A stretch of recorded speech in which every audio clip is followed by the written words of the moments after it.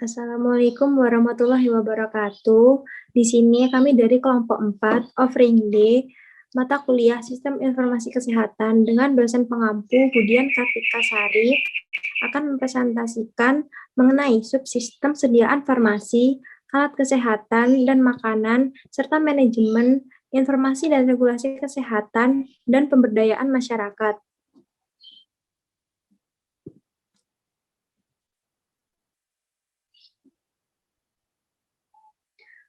Di sini saya tidak sendiri. Perkenalkan, nama saya Citnandira Ayunur Itaza. Dengan beberapa teman saya, ada Delva Amalia Putri, Diah Ayu Novitasari, Faik Sean, Febia Anastasia, Nimas Dewi Aninatus, dan yang terakhir Purandika Syamaizar. Di sini kelompok kami akan membahas 3 topik bahasan. Yang pertama ada subsistem sediaan farmasi, alat kesehatan, dan makanan. Yang kedua ada manajemen informasi dan regulasi kesehatan. Dan yang terakhir ada pemberdayaan masyarakat. Yang pertama adalah subsistem sediaan farmasi, alat kesehatan, dan makanan. Di sini saya akan mempresentasikan mengenai pengertian dan tujuan. Pengertian subsistem sediaan farmasi, alat kesehatan, dan makanan merupakan bentuk dan cara pelaksanaan berbagai upaya untuk menjamin keamanan, khasiat ataupun manfaat, dan tujuan sediaan farmasi, alat kesehatan, dan makanan. Sediaan farmasi ini berupa obat, bahan jamu, obat tradisional, dan juga kosmetika.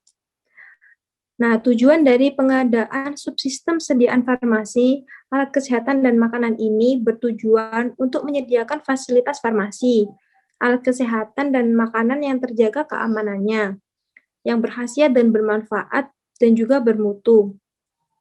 Untuk obat akan selalu dijamin ketersediaan dan keterjangkauan untuk dapat menumbuhkan derajat kesehatan masyarakat.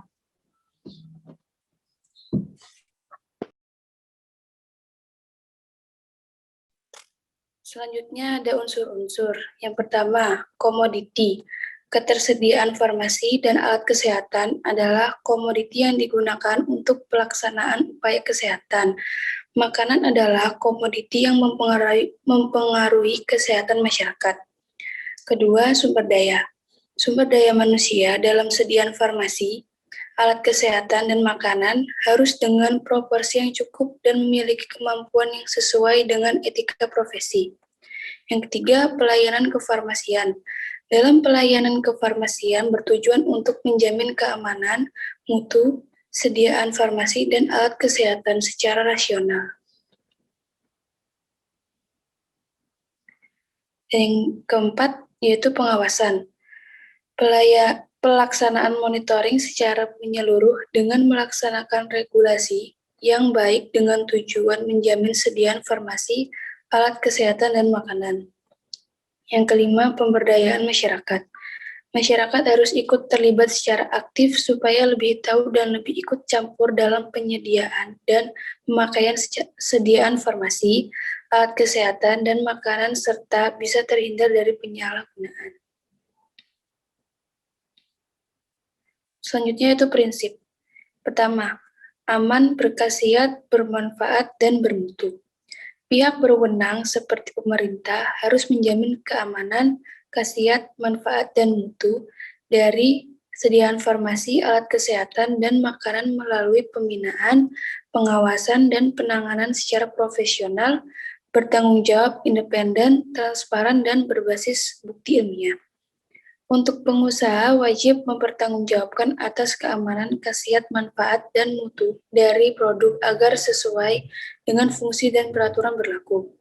Yang kedua yaitu tersedia, merata, dan terjangkau.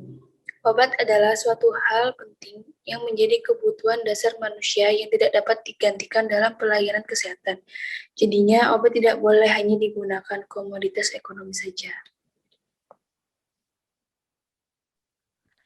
Prinsip yang ketiga yaitu rasional.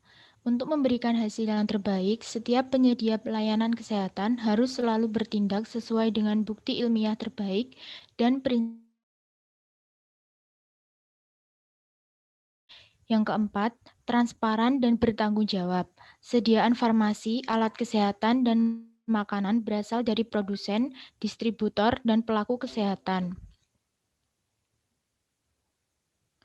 Harus diinformasikan secara jelas kepada masyarakat luas dan tidak menyesatkan dalam penggunaannya. Yang kelima, kemandirian. Penggunaan sumber daya dalam negeri, terutama bahan baku obat dan obat tradisional, harus dikelola secara profesional, sistematis, dan berkelanjutan, sehingga lebih berdaya saing dan mengurangi ketergantungan terhadap sumber daya asing, serta menjadi sumber perekonomian masyarakat dan devisa negara. Penyelenggaraan. Untuk penyelenggaraan yang pertama yaitu upaya ketersediaan, pemerataan, dan keterjangkauan obat dan alat kesehatan. Pemerintah membuat peraturan khusus mengenai penyediaan obat bagi masyarakat daerah terpencil, tertinggal, perbatasan, daerah bencana, daerah rawan konflik, dan obat yang tidak memiliki nilai ekonomis atau orphan atau drug. Pemerintah juga melakukan pengendalian dan pengawasan mutu, juga pengadaan, penyaluran untuk menjamin ketersediaannya sediaan farmasi, alat kesehatan, dan makanan termasuk dalam menentukan harga di pasaran. Yang kedua, upaya jaminan keamanan, khasiat atau manfaat, dan mutu sediaan farmasi, alat kesehatan, dan makanan, serta perlindungan masyarakat dari penggunaan yang salah dan penyalahgunaan obat serta alat kesehatan. Pengembangan norma, standar, prosedur, dan kriteria produk dan fasilitas produksi sampai pada tahap distribusi disediaan farmasi, alat kesehatan, dan makanan disesuaikan dengan perkembangan iptek serta standar internasional, termasuk pengawasan, pembinaan, dan pengendalian impor, ekspor, produksi, dan distribusi sediaan farmasi, alat kesehatan, juga makanan. Melakukan berbagai macam perlindungan masyarakat dari terjadinya penyalahgunaan narkotika, psikotropika, zat adiktif dengan melakukan upaya represif, preventif, kuratif, dan rehabilitatif. Melindungi masyarakat dari pencemaran sediaan farmasi dari bahan terlarang dan berbahaya yang tidak sesuai persyaratan. Memberikan perlindungan hukum untuk memberikan efek jera dalam setiap pelanggaran dilanjutkan dengan pemberantasan produk-produk yang membahayakan. Upaya penyelenggaraan pelayanan kefarmasian. Di sini disebutkan ada 4. Yang pertama, mengutamakan kesejahteraan pasien. Yang kedua, melakukan kegiatan farmasi yaitu pengelolaan obat dan produk kesehatan, menjamin mutu, memberikan informasi dan saran serta monitor obat oleh pasien. Yang ketiga, memberikan kontribusi peresapan rasional dan ekonomis juga penggunaan yang tepat. Yang terakhir, memberikan pelayanan kefarmasian yang tepat.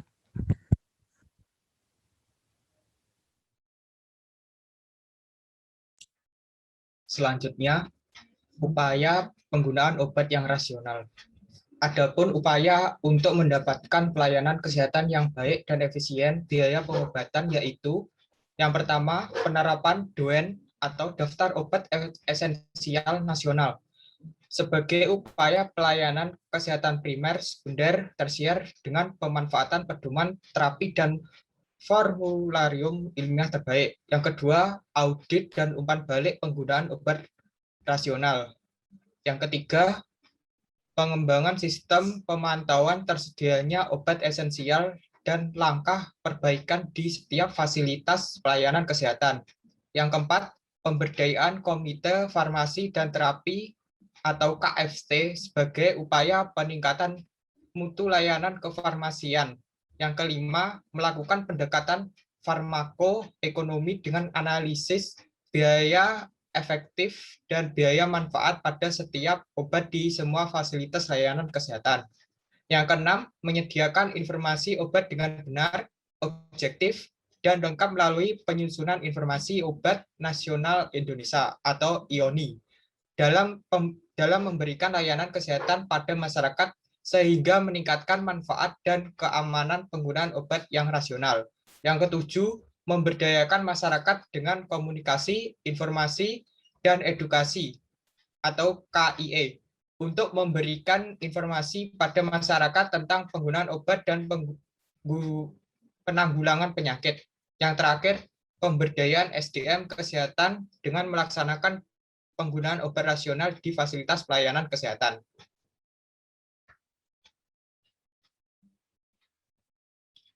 Upaya kemandirian sediaan farmasi melalui pemanfaatan sumber daya dalam negeri. Pengembangan dan pemanfaatan sumber daya alam sebagai obat tradisional demi peningkatan pelayanan kesehatan dan ekonomi dengan langkah-langkah. Yang pertama, pemilihan produk yang tepat untuk pengembangan produksi dalam negeri dan mempertimbangkan potensi SDA. Yang kedua, pemerintah menciptakan iklim kondusif bagi investasi bidang kefarmasian. Yang ketiga, melakukan pembinaan industri farmasi agar mampu melakukan produksi sesuai cara pembuatan obat yang baik atau CBOP. Yang keempat, komitmen para pemangku kepentingan dalam memprioritaskan penggunaan bahan baku produksi. Yang kelima, peningkatan penelitian dan pengembangan bahan baku obat. Yang terakhir, pengembangan manfaat obat tradisional yang aman, berkhasiat, teruji ilmiah, bermutu tinggi, dan dapat dimanfaatkan secara luas untuk pengobatan sendiri oleh masyarakat.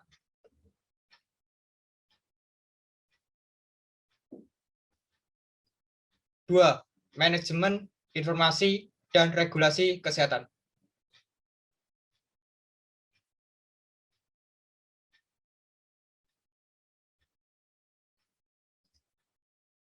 Pengertian subsistem manajemen informasi dan regulasi kesehatan adalah pengelolaan yang menghimpun berbagai upaya kebijakan kesehatan, administrasi kesehatan, pengaturan hukum kesehatan, pengelolaan data, dan informasi yang mendukung subsistem lainnya di SKN guna menjamin tercapainya derajat kesehatan masyarakat yang setinggi-tingginya. Berikut tujuannya.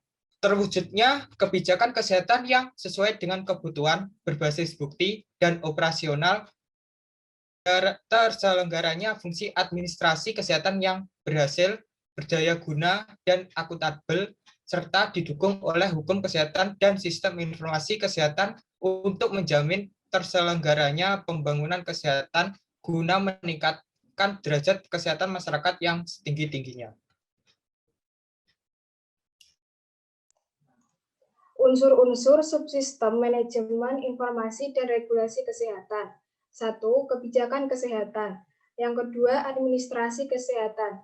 Yang ketiga, hukum kesehatan. Yang keempat, informasi kesehatan. Dan yang terakhir, sumber daya manajemen kesehatan. Selanjutnya, prinsip subsistem manajemen informasi dan regulasi kesehatan. 1. Inovasi atau kreativitas. 2. Kepemimpinan yang visioner bidang kesehatan. 3. Sinergisme yang dinamis. Dan yang terakhir, kesesuaian dengan sistem pemerintahan NKRI. Selanjutnya, manfaat sistem informasi dalam manajemen pelayanan kesehatan. Sistem informasi. Kualitas sistem terdiri dari fungsi, kinerja atau akses, reliabilitas, dan respon time. Dan yang terakhir, security atau pengamanan akses. Selanjutnya, kualitas informasi terdiri dari konten atau kelengkapan dan ketepatan. Dan ketersediaan atau waktu, reliabilitas, dan konsekuensi. Selanjutnya, kualitas pelayanan, yaitu responsif. Penggunaan sistem informasi. Penggunaannya terdiri dari dua, yaitu perilaku pengguna dan kesiapan pengguna.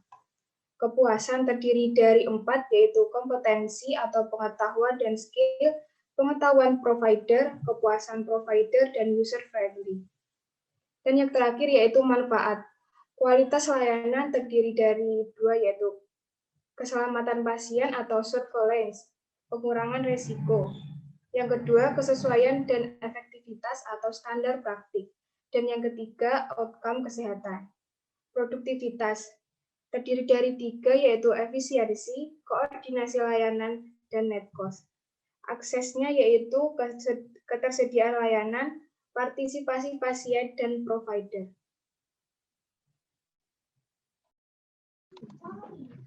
Selanjutnya, pemberdayaan masyarakat.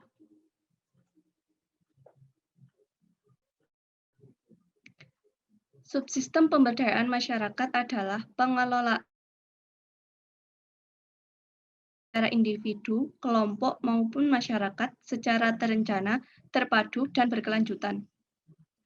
Tujuan dari subsistem pemberdayaan masyarakat yaitu untuk meningkatkan kemampuan masyarakat dalam menjalani gaya hidup sehat, mampu menghadapi masalah kesehatan secara mandiri, berperan aktif dalam setiap kemajuan kesehatan, dan dapat menjadi motor penggerak dalam mewujudkan pembangunan yang berwawasan kesehatan.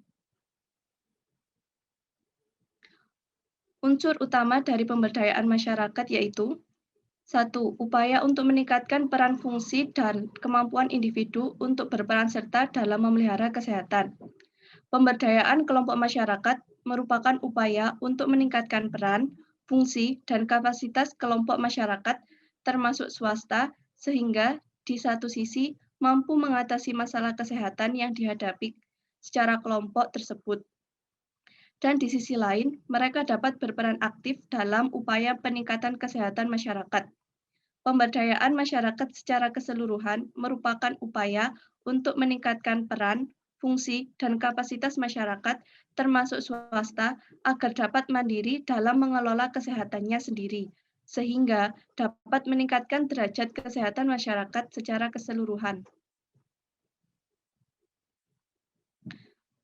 Prinsip memberdayakan masyarakat berdasarkan nilai-nilai individu, keluarga, dan masyarakat sesuai dengan kondisi sosial budaya, kebutuhan, dan potensi setempat. Pemberdayaan masyarakat dilakukan dengan meningkatkan akses informasi dan kemungkinan mengemukakan pendapat serta terlibat dalam pengambilan keputusan terkait penyelenggaraan pembangunan kesehatan. Prinsip penyelenggaraan subsistem pemberdayaan masyarakat diatur lebih lanjut dalam peraturan kepala daerah. Pemberdayaan masyarakat dilaksanakan melalui pendekatan edukatif untuk meningkatkan kesadaran, kemauan, dan kemampuan, serta kesadaran dan berperan aktif dalam berbagai kegiatan kesehatan. Pemberdayaan masyarakat berlangsung melalui penerapan prinsip kemitraan yang dilandasi semangat, kebersamaan, dan gotong royong, serta diorganisir ke dalam berbagai kelompok atau lembaga masyarakat. Pemerintah daerah, dan kabupaten atau kota bersifat terbuka, bertanggung jawab, dan tanggap terhadap aspirasi masyarakat, serta berperan sebagai pendorong, pendamping, fasilitator, dan pemberi bantuan dalam pelaksanaan upaya berbasis kesehatan atau UKBM.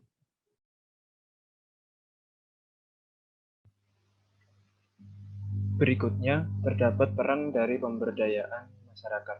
Yang pertama adalah membuka akses informasi dan dialog, menyusun peraturan, menyiapkan masyarakat dengan memberikan pengetahuan dan keterampilan kepada masyarakat, dan mendukung sumber daya dalam membangun kemandirian dalam kegiatan kesehatan dan mendorong terciptanya upaya kesehatan bersumber daya masyarakat atau UKBM. Lampiran nomor 408 dan 409. Yang kedua, peran masyarakat dalam pembangunan kesehatan dapat berupa menciptakan fasilitas kesehatan atau memberikan informasi kesehatan kepada masyarakat atau promosi kesehatan pasal 36. Yang ketiga, bentuk upaya kesehatan bersumber daya masyarakat atau UKBM antara lain pos pelayanan terpadu atau posyandu, pos upaya kesehatan kerja atau UKK, pos pembinaan terpadu atau pospindu, posyandu lansia, pos kesehatan pondok pesantren atau poskestren, Saka Bakti Wisada atau SBH, kelurahan siaga sehat, dan kemandirian dalam upaya kesehatan, pasal 36.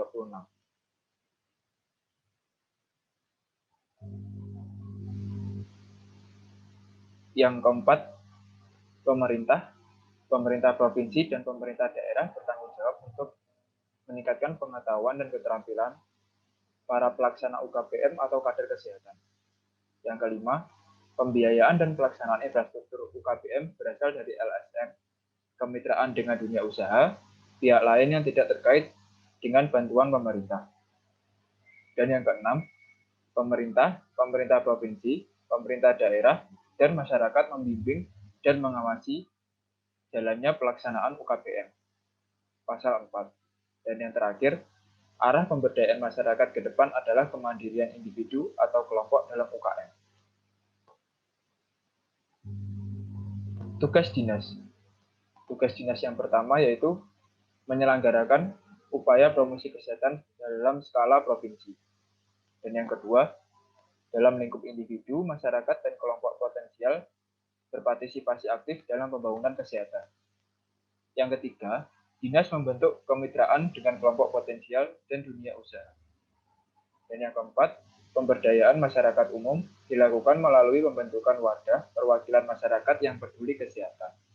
Wadah perwakilan yang dimaksud ini antara lain adalah penyantun puskesmas atau di kecamatan, konsil atau komite, kesehatan kabupaten atau kota yang berada di kabupaten atau kota setempat, atau koalisi, jaringan, atau forum peduli kesehatan yang terletak di provinsi. Berikut sumber referensi yang digunakan sebagai penunjang materi dari kelompok kami. Sekian presentasi dari kelompok kami. Kurang lebihnya kami mohon maaf. Semoga dapat bermanfaat bagi kita semua. Wassalamualaikum warahmatullahi wabarakatuh.